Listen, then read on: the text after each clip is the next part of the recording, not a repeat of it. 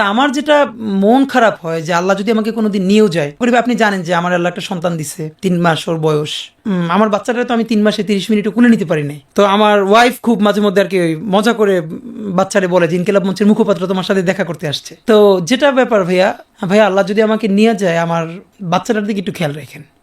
তো এই কথাটা আমি বলতে পারি নেই। আব্বার একটা আপনি যদি বলেন যে আমার সারা জীবনের যেটুকুন সততা, সাহস, লড়াই, এটার দুনিয়ার সমস্ত শক্তি আমার আব্বা।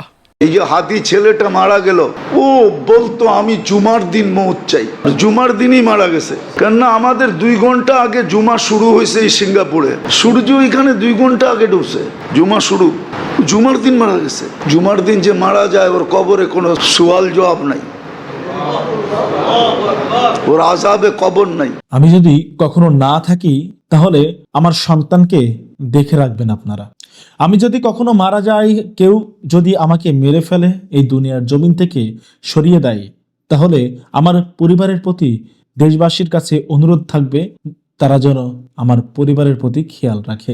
এমনই কথা বলে গিয়েছেন শরীফ ওসমান হাদী, ইনসাফ প্রতিষ্ঠার সংগ্রামের এক লড়াকু সৈনিক, ইনসাফ প্রতিষ্ঠার সংগ্রামের যোদ্ধা শরীফ ওসমান হাদী ভাই। শরীফ ওসমান হাদী বলে গিয়েছিল তিনি যেদিন থাকবেন না সেদিন যেন দেশবাসী, তার সন্তান, তার পরিবারের পাশে থাকে। শরীফ ওসমান হাদীর সেই বক্তব্যটি সামাজিক যোগাযোগ মাধ্যমে ব্যাপক পরিমাণে ভাইরাল হচ্ছে এবং সেই বক্তব্যটি যারাই দেখছেন তারাই চোখের পানি ধরে রাখতে পারছেন না। শরীফ ওসমান হাদীর বক্তব্যটি শুনে কাঁদছে সারা দেশ। কি এমন বলে গিয়েছে শরীফ ওসমান হাদী যে কারণে সারা দেশ কাঁদছে তার সেই বক্তব্য শুনে? আমরা এই পর্যায়ে শুনে আসবো শরীফ ওসমান হাদীর সেই বক্তব্যটি।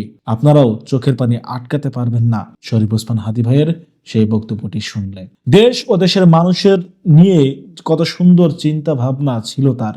দেশের এই নোংরা রাজনীতি থেকে বেরিয়ে এসে সুষ্ঠু ধারার রাজনীতি বাস্তবায়ন করার কাজ করে যাচ্ছিল শরীফ ওসমান হাদী, কিন্তু তাকে আমরা হারিয়ে ফেললাম। প্রিয় দর্শক, চলুন কথা না বাড়িয়ে আমরা দেখে আসি শরীফ ওসমান হাদী কি বলে গিয়েছে দেশবাসীর উদ্দেশ্যে। তা আমার যেটা মন খারাপ হয় যে আল্লাহ যদি আমাকে কোনোদিন নিয়েও যায়, তো এই যে ছেলে মেয়েগুলো, আমি আল্লাহর কাছে সবসময় দোয়া করি। আপনি জানেন যে আমার আল্লাহ একটা সন্তান দিছে, 3 মাস ওর বয়স। তো আমাকে যারা প্রচণ্ডভাবে ভালোবাসে, এরকম তো কিছু বড় ভাই আপনাদের মতো আছে। তো পরশু আমার খুব কাছের বড় ভাই, উনি দেখেছিলেন আমাকে এবং আমার পিচিটার জন্য কিছু গিফট দিছে জোর করে। তা আমার খুব মনে হচ্ছিল যে আপনি তো ভাই জানেন যে স্বাভাবিকভাবে আমাদের উপর তো থ্রেট থাকবে এবং লাইফটা যে কোনো সময় আল্লাহ নিয়ে যেতে পারে, এটা নিয়ে কোনো আফসোস নাই। তো আমার 2 থেকে 3 বার মনে হচ্ছিল যে আমি ভাই এই 3 মাসে আমার বাচ্চাটার আমি 30 মিনিট কোলে নিতে পারি নাই। কারণ আমি যখন সকাল 7টা বা 8টায় বের হই তখনও দেখি ও ঘুমায়। আমি বাসায় গিয়ে উঠতে উঠতে 12টা 1টা বাজে, তারপরে আমি আরও 2-3 ঘন্টা ফোনে কথা বলি। তো ওই চুপ করে গিয়ে 3টের দিকে হয়তো ঘুমাই, 3 ঘন্টা হয়তো 3টা থেকে এরকম চুপচাপ থাকি। তো ওই সময় আমার মনে হলো যে আমার বাচ্চাটা তো আমি 3 মাসে 30 মিনিটও কোলে নিতে পারি নাই। তো আমার ওয়াইফ খুব মাঝে মধ্যে আর কি ওই মজা করে বাচ্চারে বলে যে ইনকিলাব মঞ্চের মুখপাত্র তোমার সাথে দেখা করতে আসছে। তো যেটা ব্যাপার ভাইয়া, তো আমার এই প্রথম মনে হলো কি যে আমি ভাইয়ারে বলি, ভাইয়া আল্লাহ যদি আমাকে নিয়ে যায়, আমার বাচ্চাটার দিকে একটু খেয়াল রাখেন। তো এই কথাটা আমি বলতে পারি নেই। আব্বার একটা আপনি যদি বলেন যে আমার সারা জীবনের যেটুকুন সততা, সাহস, লড়াই, এটার দুনিয়ার সমস্ত শক্তি আমার আব্বা। এবং আব্বা যখন ইন্তেকাল করে তখন আমি ঢাকা ইউনিভার্সিটি ভাই আমরা পড়ি, আমরা 3 ভাই বোন, তখনও পড়াশোনার মধ্যে। উনি ভাইস প্রিন্সিপাল ছিলেন এবং প্রচণ্ড সমাজ সচেতন একজন সংগ্রামী মানুষ ছিলেন। আমরা আমাদের বন্ধুদেরকে বলি যে আমার আব্বার এই যে ভাই আমি স্লোগান দিই, অনেকে পছন্দ করে, এর থেকে দুর্দান্ত স্লোগান আব্বা দিতেন। এবং তার বৃদ্ধ বয়সে যখন তিনি মারা যান, তখনও তার যে তুমুল তেজ, তিনি মসজিদের খুতবায় যখন দ্বিতীয় খুতবা পড়তেন, আমার খুব মনে আছে যে মানুষ তো আর আরবি বোঝে না, কিন্তু যখন তিনি বলছেন যে আল্লাহুম্মা আইজিল ইসলাম ওয়াল মুসলিমিন, প্রচণ্ড দরদ, মানুষ কাঁপত। তো আব্বা উনি বুঝতে পারছিলেন যে উনি চলে যাবেন। তো তার প্রচণ্ড কষ্ট হচ্ছিল যে আমাদের ভাই বোনদের পড়াশোনা শেষ করাই যেতে পারলো না। তো উনি চাচ্ছিলেন ওনার 2-1 পছন্দের মানুষকে অন্তত একটু বলা যে ওদের দিকে একটু খেয়াল রাখেন, কিন্তু একবারও আব্বা বলেন নাই। তো শুধু আবার বলতেন যে না, আমার আল্লাহই দেখবে ওদেরকে। এবং আব্বা চলে এই যে প্রচণ্ড দোয়া, আব্বা চলে যাওয়ার পরে আমাদের যে ক্রাইসিস হবার কথা লাইফে, এবং আব্বার সবাই এলাকায় বলতো যে আব্বা পাহাড়ের মতো মানুষ, ওনার শরীর স্বাস্থ্য, ওনার ভোকাল তুমুল তেজ। আমরা বলতাম যে আমার বন্ধুদেরকে বলতাম যে তোমরা 50 জন মিলে স্লোগান দিবা, আর মিছিল দেবার আমার আব্বার আমরা 3 ভাই এইটার চেয়ে শক্তিশালী হবে ইনশাল্লাহ। তো মানে তোমার আজকে তুমি হয়ে ওঠার পিছনের যে গল্প, এটা কি তোমার বাবাকে ঘিরে সব দেয়নি? আব্বা সব মানে, এবং ভাই যে আমরা যতটুকু পলিটিক্যাল কনসিয়াসনেস আসলে পরিবার এত তুমি তো গুরুত্বপূর্ণ আসলে ছাত্র রাজনীতি করো নাই, কোনো পার্টিকুলার দল না, পার্টিকুলার কোনো দল কোনোদিন কোনো করিনি। রাজনৈতিক দল কখনো না। করো নাই, কিন্তু আমাদের বাসায় ভাই একটা ব্যাপার যে আমার আব্বা তুমি মাদ্রাসায় পড়েছো। হ্যাঁ, আমার আব্বা মাদ্রাসার ভাইস প্রিন্সিপাল। আমি ছোটবেলা থেকে ঝালকাঠি নিসারাবাদ মাদ্রাসা বাংলাদেশে খুবই পরিচিত এবং বড় একটা মাদ্রাসা, কায়েদ সাহেব হুজুর ওখানে বলে কায়েদ সাহেব হুজুর, ওখানে ইন্টার পর্যন্ত পড়ে দেন ঢাকা বিশ্ববিদ্যালয়ে পড়েছি। তো আমার মনে আছে যে যখন আমি প্রতিষ্ঠানে যাওয়া শুরু করি নাই, তখন আমাদের বাসায় প্রচন্ড পলিটিক্যাল গল্প হইতো এবং আব্বা সারা দিনের সমস্ত গল্প রাজনৈতিক শেষে সচেতনতার অংশ। প্রচন্ড। এবং আমার বোনরা ভাইয়া, আমার মা সম্বন্ধে আজকে না বললে না যে সে তো পর্যানসীন একজন নারী। আমার মা এখন যে পরিমাণ পড়াশোনা করে তার এই বৃদ্ধ বয়সে, একদম সিরিয়াস টেক্সট আমার বাসা পলিটিক্যাল সায়েন্সের বই থেকে শুরু করে আমরা সব ভাই বোন মিলেও এখন এত পড়ি না বা সুযোগ পাই না। সে মানে এইটা হলো মায়ের জায়গা থেকে। এখন ইনকিলাবকে তুমি কোথায় দেখতে চাও? ইনকিলাব সংগঠন আকারে, এটার কাঠামো, এটার আমাদের ক্যাম্পেইন? ভাইয়া আমি মূলত যেটা আমরা আসলে, আপনি জানেন যে চীনে আলটিমেটলি ওদের বিপ্লবটা যে কালচারাল রেভলিউশন ওরা বলে, কিন্তু আমাদের বাংলাদেশে কালচার বলতে গান, নাটক, সিনেমা, সাংস্কৃতিক অনুষ্ঠান মানে এগুলোকেই বোঝানো হয়। কিন্তু কালচার তো মানুষের মন ও মগজে, যে হোয়াট উই আর। এটা এখানে বাংলাদেশে একটা ভাই মজার ব্যাপার, বিনোদন। আমার মনে হ্যাঁ, হয় যে বিনোদন, বাংলাদেশে বিনোদন। কালচারকে বিনোদন আকারে দেখে। বাংলাদেশে একটা বিনোদন যেটা হচ্ছে করে- এন্টারটেইনমেন্ট, হ্যাঁ, civilization- কালচার মানে বিনোদন না। সিভিলাইজেশন আর কালচারকে, যেমন আপনি বাংলাদেশের সংস্কৃতি বললে অনেকে বলবে কি আমাদের 71 আছে, 52 আছে, 47 আছে, জুলাই আছে, এটা তো হোয়াট উই হ্যাভ, এটা তো সিভিলাইজেশন। আর কালচার হচ্ছে হোয়াট উই আর। আমি যে ভাত খাই, আমি যে নামাজ পড়ি, বা আমি গির্জায় যাই, মন্দিরে যাই, এটা তো আমাদের কালচার। আমি পাঞ্জাবি পড়ি, বা সবকিছু নিয়ে আমরা যা করি। তা আমাদের ইচ্ছা হলো ভাইয়া, জুলাইকে বাংলাদেশের স্বাধীনতা সার্বভৌমত্বের সাথে কানেক্ট করে আমরা একটা কালচারাল রেভলিউশন করতে চাই বাংলাদেশে। সেটা কি? সেটা হলো মানুষের মানে তুমি যারা মনোরে পরিষ্কার করে দাও যে এই টেবিলটা এখানে আছে, এটা অন্যায়, এই টেবিলটা এখানে থাকা উচিত না, এটা এরকম হওয়া উচিত, সেটা কি? মানে তুমি ভিজুয়ালাইজ করো আর কি। একটা জায়গায় বলেছি যে একটা ইনসাফের রাষ্ট্র ন্যূনতম, যে ইনসাফের রাষ্ট্রে একজন মানুষ থানায় জিডি করতে গেলে আগে বলা লাগতো আমি আওয়ামী লীগের অমুকের পরিচিত, এখন বলা লাগবে হয়তো আমি বিএনপির বা জামাতের অমুকের পরিচিত। এই কোনো ধরনের এসব প্রশ্ন ছাড়া শুধু আমি বাংলাদেশ রাষ্ট্রের নাগরিক। এই কারণে আমার সাথে এই জুলুমটা হয়েছে, আমার মামলাটা বা জিডিটা হওয়া উচিত। এইটুকু ন্যূনতম যে ইনসাফ, এই ইনসাফের সমাজ এবং রাষ্ট্র প্রতিষ্ঠা করার যে একটা সংগ্রাম, এইটা আমরা নিয়োজিত করেছি এবং করতে চাই। আর যদি একটা সিম্বল বলেন, ভিজুয়ালাইজ করতে চান যে বাংলাদেশে যে ইনসাফের একটা সূচনা হয়েছে, এটা কিভাবে বুঝবো? এটা আমি সবসময় বলি যে শাহবাগে যারা গিয়েছিল তারা যদি কোনোদিন তওবা করে যে না আমরা বুঝে যাই নাই এবং আমাদেরকে দিয়ে বাংলাদেশ রাষ্ট্রকে ভেঙে ফেলার একটা ষড়যন্ত্র হয়েছিল, সুতরাং আমরা শাপলা গণহত্যার বিচার চাই। আমার শাহবাগের সেই সমস্ত মানুষ তারা যদি ভুল বুঝে শাপলা গণহত্যার বিচার যেদিন চাইবেন, সেদিন আমরা বুঝবো যে ইনসাফের একটা ন্যূনতম এখানে সূচনা হয়েছে এবং আমরা সেই লড়াইটি করছি। আমি চাই আমার টি শার্ট পরা বোনের উপরে যদি আক্রমণ আসে, হেফাজত বিবৃতি দিবে যে এই টি শার্ট পরা বোনের সাথে কাপড় চোপড়ের কারণে ঝামেলা হয়েছে, হ্যাঁ এটা করা যাবে না, হেফাজতকে এটা বলতে পারতে হবে। সুতরাং হেফাজতের তরফেও আমি চাই যে শুধু নারী হওয়ার কারণেই একজন মানুষ তার প্রেস মিট করতে যেতে পারবে না, একজন সাংবাদিক, এটা হতে পারবে না। আর দাড়ি টুপি আছে বলেই তাকে কখনো রাজাকার, কখনো জঙ্গি, তাকে প্রান্তিক কর্নার করে দেয়া, এটাও যাবে না। নাগরিক প্রশ্ন ডিল করতে হবে। আমার মনে হয় যে আরেকটু যদি স্পেসিফিক করি, যেমন তোমার টিচারের কথা বলছিলে যে ক্লাসে সে একটা জিনিসের কনফ্রন্টেশনটাকে মেনে নিতে পারে নাই, যে সে ভুল বলেছে, ছাত্র সঠিক বলেছে, তাকে যে এই যে শিবির হিসেবে, হেফাজত হিসেবে, অথবা মোটরসাইকেল ওলার মতো রাজাকার আকারে যে ট্যাগ করা, ট্রল করা, আদারিং করা, এটাই মনে হয় কালচারাল ফ্যাসিবাদকে ফেস করবার জায়গা, যে এইটা কেউ করবার সুযোগ আর কেউ কোনোদিন পাবে না। এক্স্যাক্টলি, নাগরিককে নাগরিক আকারে ট্রিট করতে হবে। এক্স্যাক্টলি। ইভেন ভাই এই যে অনেকে এখন মানুষকে বারবার শাহবাগী বলা, আমি এটা প্রচন্ড অপোজ করি। কেন? মানে আগে আপনি বলেছেন জামাতি, এখন আবার যারে তারে বলে দিবেন শাহবাগী। এই ট্যাগ থেকেই তো আমাদের বের হতে হবে। এবং আপনি কিন্তু ভাই কোনো ব্যক্তির বিচার চাই না, আমরা চাই আইডিয়া। এই যে শাহবাগিতা দিয়ে ট্যাগিংটাকে করা হয়েছিল, এই আইডিয়াটাকে চুরমার করে দেয়া, ফ্যাসিবাদী চরিত্রটাকে, এই ফ্যাসিবাদী চরিত্রটা থেকে বাদ দিয়ে মানুষকে নাগরিক হিসেবে ডিল করা। তুমি আবার মাঝখানে ঘোষণা দিলা তুমি নির্বাচন করবা, আসন্ন নির্বাচনে তুমি শাহবাগ এই অঞ্চল দিয়ে দাঁড়াবা বলেছো। তো তোমার এই এতক্ষণের আলোচনা যেটা বুঝতে পারছি যে তুমি একটা জুলাই স্পিরিটকে ধারণ করে একটা ক্যাম্পেইন করছো, kind of its life long mission, যে এটাকে তুমি মানে এটা হ্যাপেন করতে হবে আর কি। তো সেই জায়গা থেকে আবার যদি তোমার কনসেন্ট্রেশনকে যদি ডাইভার্ট করো পলিটিক্সে, সেখানে তোমার ইনকিলাব মঞ্চ, জুলাই 36-এর স্পিরিট, এগুলো কি আসলে কম্প্রোমাইজড হয়ে যাবে কিনা? আচ্ছা, এটা ভাই আমি আপনাকে একটু বলি। আমাদের দুই ধরনের গোল। আমাদের অনেক ভাই বন্ধুর গোল হলো আগামীতে এমপি হতে হবে, যেমন অনেকের ইচ্ছা আগামীতে মন্ত্রী হতে হবে, প্রধান, এটাও ভালো গোল। এখন আমার গোলটা আমি ভাই আমার পলিটিক্সটা, আমার লাইফটা, আমার গোলটা আমি খুব ক্লিয়ার, এটা খুব বিস্তৃত না। আমার ক্লিয়ারটা হচ্ছে আমি চাই যে আমার লড়াইটা একটা ইনসাফের রাষ্ট্র প্রতিষ্ঠার, ইনসাফের ন্যূনতম একটা সমাজ প্রতিষ্ঠার, এবং সেই সংগ্রামটা একটা দীর্ঘ সংগ্রাম। ওই ইনসাফের সংগ্রামটা করতে গিয়া যদি আমার কোনোদিন প্রধানমন্ত্রী হওয়া লাগে, সেটুকুন হিম্মত মানসিকতা আমার আছে। যদি মন্ত্রী হওয়া লাগে, যদি এমপি হওয়া লাগে, ওকে। যদি কিছুই না হওয়া লাগে, সারা জীবন যদি রাস্তা পড়ে থাকা লাগে, এর মানে এমপি হওয়া, মন্ত্রী হওয়া অথবা কিছুই না হওয়া, এগুলো হলো একটা আমার ওই কাজের অংশ, মানে এটা একটা জাস্ট পার্ট ওই কাজটাকে পৌঁছানোর জন্য। মানে এমপি হওয়াটা গোল না, গোল আমার ওই ইনসাফের রাষ্ট্রের আন্দোলনটা। কিন্তু ইন প্রিন্সিপাল তোমার সাথে একমত হইলেও তুমি এটা ফিল করো কিনা, যেমন ধরো যারা জীবনে একমুখীভাবে একটা মিশনে লেগে থাকে তাদের সফল হওয়ার সম্ভাবনা যত বেশি থাকে, যদি তুমি অনেকগুলো বিষয় একসাথে হইতে চাও, ন্যায্য হইলেও যৌক্তিক হইলেও, সেখানে কি তোমার জুলাই 36-এর মিশনটা কম্প্রোমাইজড হয়ে যাবে কিনা? আচ্ছা ভাই, এইটা একটু ব্যাপার কি, এটা আমি আমাদেরকে যারা পছন্দ করে অনেকে জিজ্ঞেস করেছি যে আসলে, তো এইটা দুইটা ব্যাপার। একটা, ওনারা অনেকে মনে করে যে আমাদের মতো যারা, এদের পার্লামেন্টে একটা ভয়েস থাকা দরকার, এটাও সত্য। আবার আমরা যে লড়াইটা করতেছি, আমাদের একটা ক্রাইসিস কি, আমাদের লড়াইটা আর কেউ প্যারালালি করতেছে না। সেক্ষেত্রে আমরা এই লড়াইটা যদি একটুখানিও সরে যাই আমরা, বা একটুখানি আমরা দম নেওয়ার চেষ্টা করি, তাহলে ওই আন্দোলনটা ক্ষতিগ্রস্ত হয়।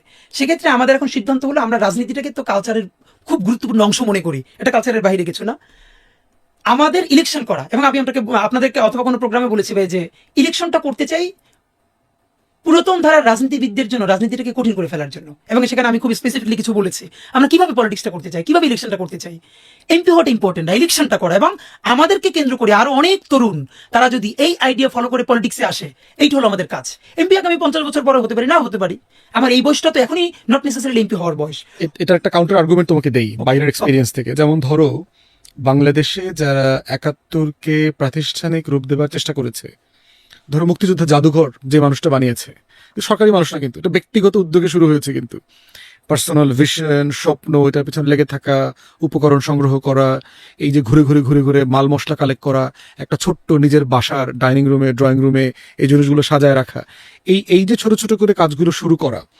ইভেন দ্বিতীয় বিশ্বযুদ্ধের সময় আমরা যেটা হলোকস্টের ক্যাম্পেইনটা যেটা দেখেছি, কিছু মানুষ কিন্তু দিন রাত এটা নিয়ে পড়েছিল, রাজনীতি করে নাই, শুধু উপাদান সংগ্রহ করেছে, বই লিখিয়েছে, সিনেমা বানিয়েছে, গল্প লিখিয়েছে।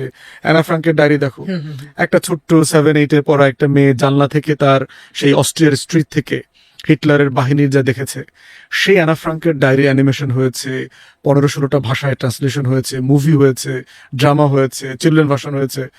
মানে আমি চাচ্ছিলাম, অথবা আমি মানে অনেকেই চায় তোমাদের কাছ থেকে, যে তোমরা পলিটিক্সকে ধরো কালচারের জায়গা থেকে ইনফ্লুয়েন্স করা, যে পলিটিক্যাল পার্টিকে অথবা লোকাল ক্যান্ডিডেটকে বাধ্য করা, যে আমার ধরেন শাহবাগে 20,000 ভোট আছে, তরুণদের ভোট আছে, বিশ্ববিদ্যালয় থেকে শুরু করে বিশাল ভোট এখানে, এই ভোটটা যাবে যদি আপনি আপনার ম্যানিফেস্টোতে এগুলো এগুলো এগুলো ইনপুট করেন। তো এই জায়গা থেকে তোমার ক্যাম্পেইন করাটা একটা জিনিস, আর একটা হচ্ছে পলিটিক্সে কিন্তু তুমি আবার নতুন শত্রু বানাচ্ছ। কারণ এমনও হইতে পারে তোমাকে এখন যারা পছন্দ করে তারা তোমার হস্টাইল হয়ে যাবে, কারণ তুমি তার পাওয়ার নামক যে ক্ষমতাটা, যে কেকটা আছে, এই কেকটার আবার তুমি একটা অংশীদার হইতে চাও। তো সেই জায়গাতে ইনকিলাব মঞ্চ তোমরা যেটা উদ্দেশ্য করে করছো, মানে আমার ভাবনা হচ্ছে ওইটা কম্প্রোমাইজ হয়ে যাচ্ছে কিনা।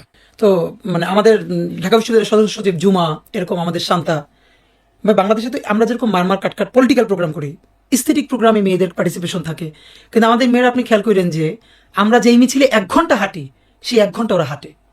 মানে এটা না যে ওরা ওই টাইমটা একটু রিক্সায় যায়। এই যে হাদি ছেলেটা মারা গেল,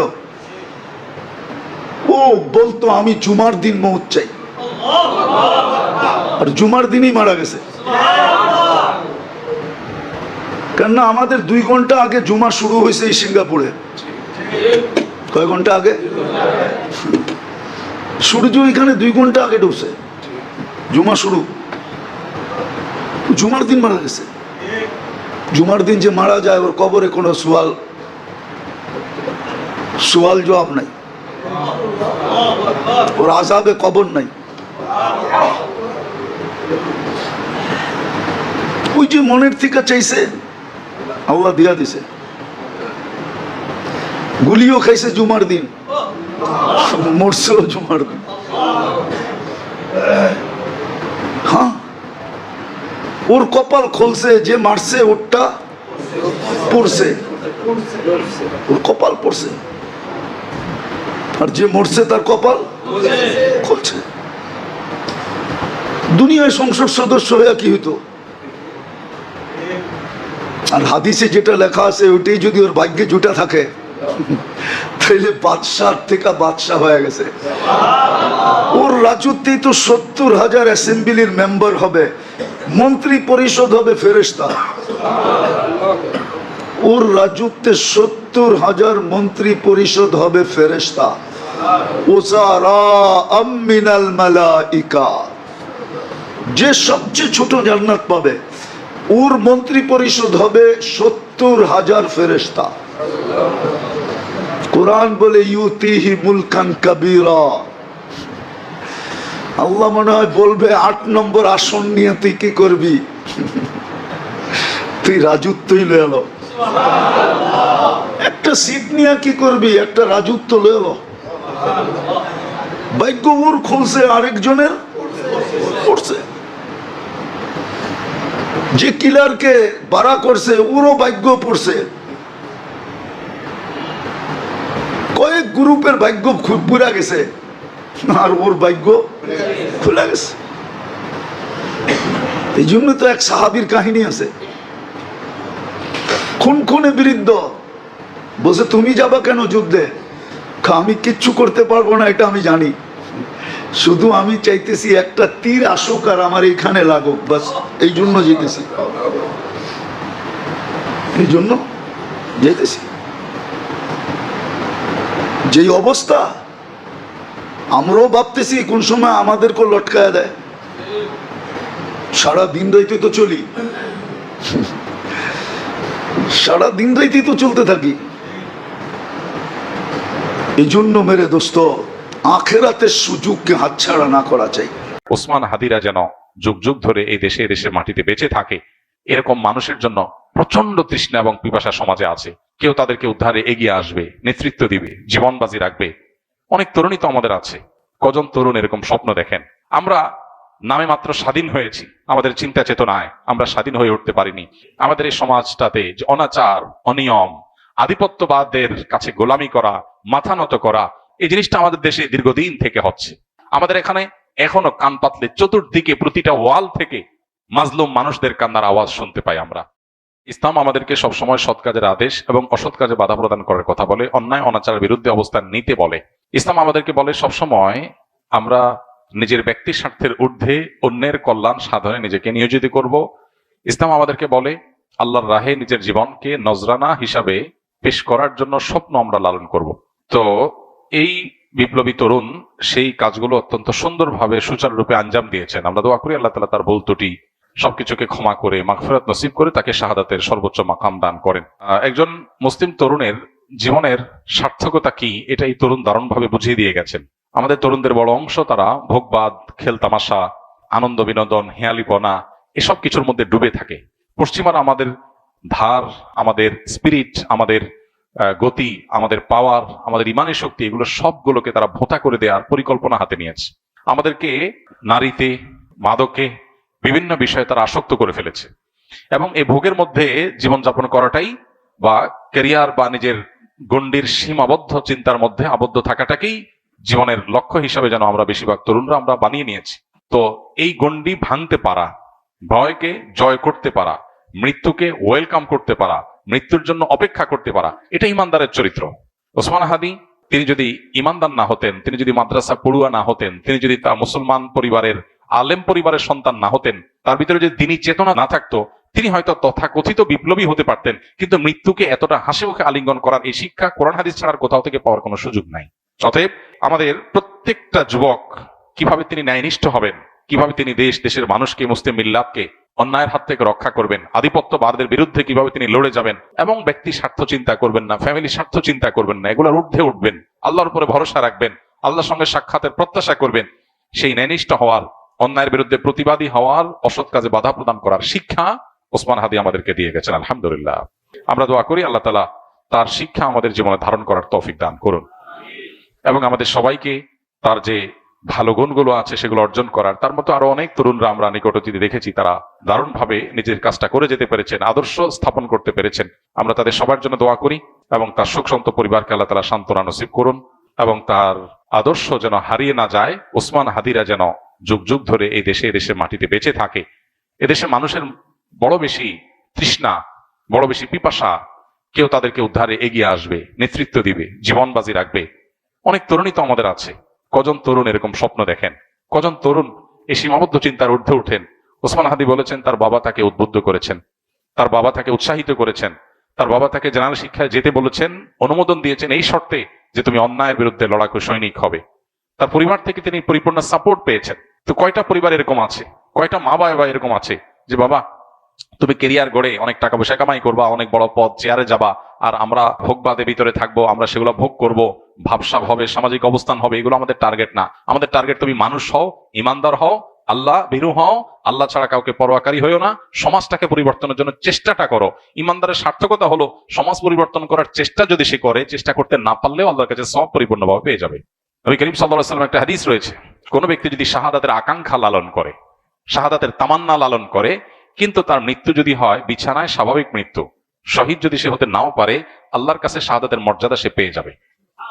অতএব স্বপ্নটা ইমানদারের বড় হতে হবে, চিন্তাটা পরিবর্তিত হতে হবে, চেতনাটা শানিত হতে হবে, পবিত্র হতে হবে, চিন্তাটা উন্নত হতে হবে। নিচু চিন্তা, সীমাবদ্ধ চিন্তা, ভোগবাদের চিন্তা, মোজমাস্তির চিন্তা, শুধুমাত্র হাসি তামাশার চিন্তা, এটা মুসলমানের চিন্তা হতে পারে না। মুসলমান আব্দুল ইবনে ওমরের, বেলালের, আম্মারের, সোহাইবের, আব্দুল ওমর রাদিয়াল্লাহু তাআলা আনহুর, আব্দুল ইবনে আব্বাস রাদিয়াল্লাহু তাআলা আনহুর, খালিদ ইবনে ওয়ালিদ রাদিয়াল্লাহু তাআলা আনহুর, মুসআব ইবনে উমার রাদিয়াল্লাহু তাআলা আনহুর আদর্শের সন্তান। তারা জীবন বাজি রেখেছেন, সব উৎসর্গ করে দিয়েছেন। আর ভোগ বিলাস এগুলো তো অন্য 10টা ছেলেও করতে পারে, আত্মত্যাগ সবাই করতে পারে না। সামান্য ক্যারিয়ারের চিন্তা নিয়ে আবদ্ধ হয়ে থাকা, সীমাবদ্ধ চিন্তার মধ্যে আবদ্ধ থাকা, এটা তো পৃথিবীর সব যুবক তরুণী করে। আমি ব্যতিক্রম, আমি ইউনিক, আমি ভিন্নতর, আমি মুসলিম, আমি অন্যরকম, এই বিষয়টা সবাই পারে না। এটার জন্য দরকার কোরআন এবং হাদিসের ইন্সপিরেশন, এটার জন্য দরকার কোরআন হাদিসের শিক্ষা, এটার জন্য দরকার হলো পারিবারিকভাবে সাহায্য, তাদের সহযোগিতা, তাদের সমর্থন। আল্লাহ তাআলা প্রিয় দর্শক, আপনারা দেখতে পারলেন ব্যক্তিগত অভিব্যক্তি, অভিমত অবশ্যই কমেন্টে লিখে জানাবেন আপনারা কি বলতে চান। শরীফ ওসমান হাদী ভাই যে কথা বলে গিয়েছে শুনলেন আপনারা। তিনি বলে গিয়েছে তার 3 মাসের একটা সন্তান রয়েছে এবং সেই সন্তানকে 3 মাসে 30 বারও কোলে নিতে পারেনি। তিনি ইনসাফ প্রতিষ্ঠার এই লড়াইয়ে সকাল থেকে সন্ধ্যা পর্যন্ত রাজপথেই থেকেছেন। পরিবারকে সময় দিতে পারেনি, সন্তানকে সময় দিতে পারেননি। শেষমেশ বিদায় নিয়েছে দেশ ও দেশের মানুষের জন্য নিজের জীবনকে উৎসর্গ করে দিয়েছে। এক দুষ্কৃতিকারী শরীফ ওসমান হাদী ভাইকে অপ্রীতিকর অবস্থায় হামলা করে, তার মাথায় গুলি করে এবং সেই গুলিবিদ্ধ হওয়ার পরেই জীবনটা চলে যায় শরীফ ওসমান হাদী ভাইয়ের। উন্নত চিকিৎসার জন্য দেশের বাইরে নিয়ে গেলেও কোনো লাভ হয়নি। শেষমেশ কফিনে শরীফ ওসমান হাদী ফিরেছে বাংলাদেশে। প্রিয় দর্শক, শরীফ ওসমান হাদীর কথাগুলো শুনে আপনারা হয়তো চোখের পানি আটকাতে পারেননি, চোখের পানি ধরে রাখতে পারেননি। তিনি এমন একজন মানুষ, আপন মানুষ না হয়েও, রক্তের সম্পর্ক না থেকেও সকলের হৃদয়ে জায়গা করে নিয়েছে। আমরা সকলেই দোয়া করব শরীফ ওসমান হাদী ভাইয়ের জন্য, মহান আল্লাহ পাক রব্বুল আলামিন তার এই শাহাদতকে কবুল করেন যেন, এবং তাকে যেন শাহাদতের সর্বোচ্চ মর্যাদা দান করেন, শহীদের সর্বোচ্চ মর্যাদা দান করেন, এবং তাকে যেন জান্নাতের উচ্চ মাকাম দান করেন।